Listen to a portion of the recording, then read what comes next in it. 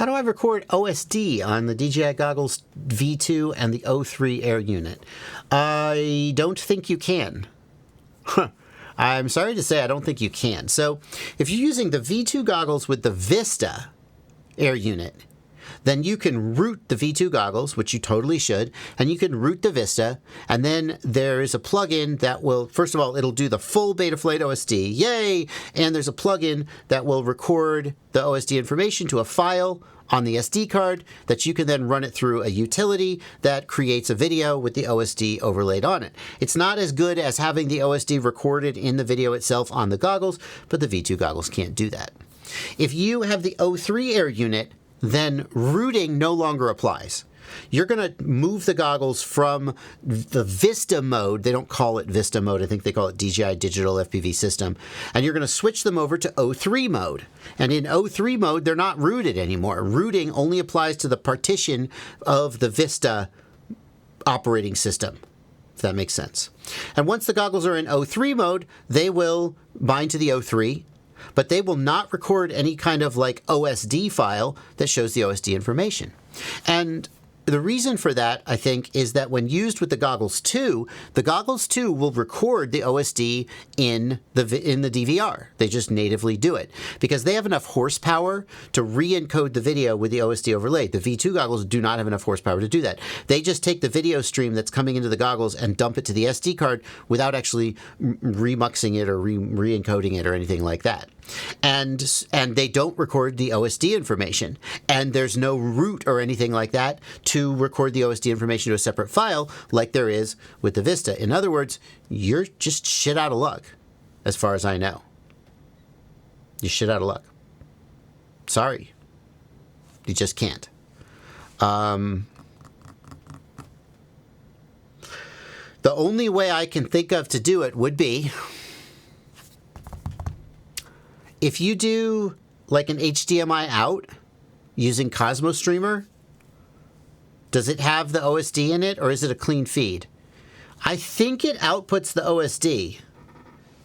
In that case, you could run that into an HDMI recording device, and you could record it that way. But by God, that you would have Cosmo Streamer with HDMI out, and then some kind of an HDMI capture card going to a laptop recording. It would be ridiculously cumbersome and not worth the trouble for most situations.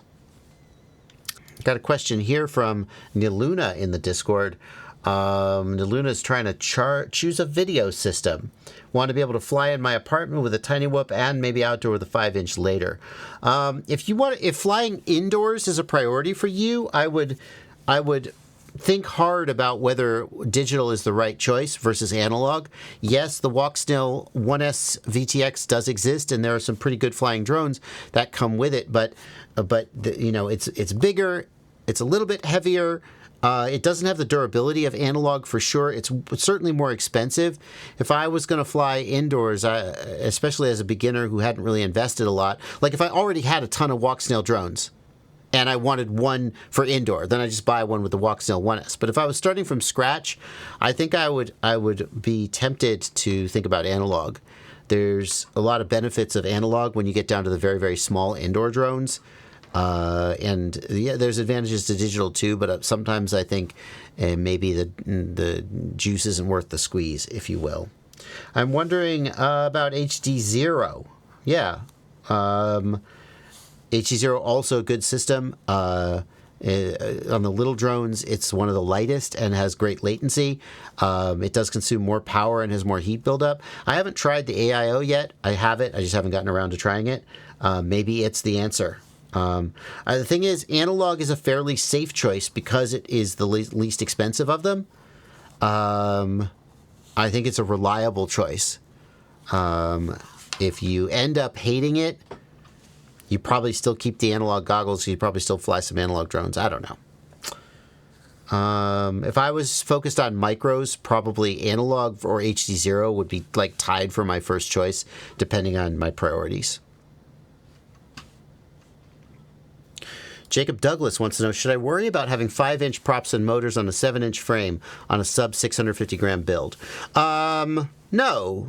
I mean, the weight is compatible. The weight is consistent with how much a 5-inch build usually weighs, so the motors and props can handle the weight. There was a popular thing to do. Well, I don't know how popular it was.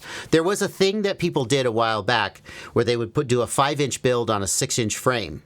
And it basically just gives you a wider wheelbase, a little more stability, a little less nimbleness, but they kind of liked it. And you're basically doing that same thing. As long as your weight is okay, then no problem. If you like how it flies, more power to you.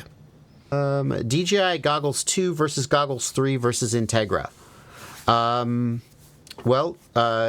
get the G3 until they fix the bug where it loses link to the O3 Air unit. The G2 and the Integra are basically a toss-up.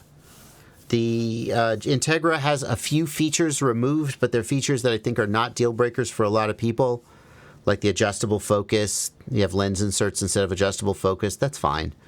Removable antennas. The Integra doesn't have removable antennas. That's fine. The Integra has a built-in battery on the headband. Many people will see that as a plus. I kind of like that the G2 has a separate battery. Other people feel differently. Integras are way less expensive. So most people these days should probably buy the Integra. Integras and G2 also have backwards compatibility with the Vista Air units, whereas the G3 does not, and probably will not, I would guess, although that's just a guess. My friend reverse connected the battery for a second. Oh, yeah, sure. My friend. Okay, I see what you did there. My friend reverse connected the battery for a second, and now my drone doesn't start. But it does with USB to Betaflight. Motors don't spin when controlled from Betaflight. There was no magic smoke. What to do?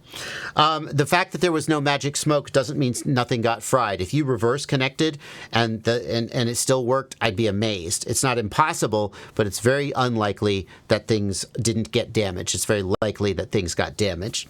Motors don't spin. You have to figure out what got fried, okay? The fact that the flight controller works from USB doesn't tell you much. When it's plugged into USB, it's getting 5-volt power from USB, and so any problems with the voltage regulators are completely sidestepped. The thing that's most likely to fry when you reverse bias the electronics is the voltage regulator, maybe some of the FETs, I'm not sure. So, when you plug in the battery, does the ESC go doot-a-doot? If not, the ESC is probably fried. Okay? If the ESC goes doot-a-doot, then probably the ESC is okay, but we would need to verify that everything works, just to double check that. Then does the flight controller power up? So it sounds like probably the flight controller might have smoked something. But basically you're just going to function check things one by one, and either the ESC or the flight controller or both are going to be damaged and probably need to be replaced. If you are very good at electronics repair and surface mount soldering and rework, you probably could find the broken component and fix it. But most people are not going to be able to do that.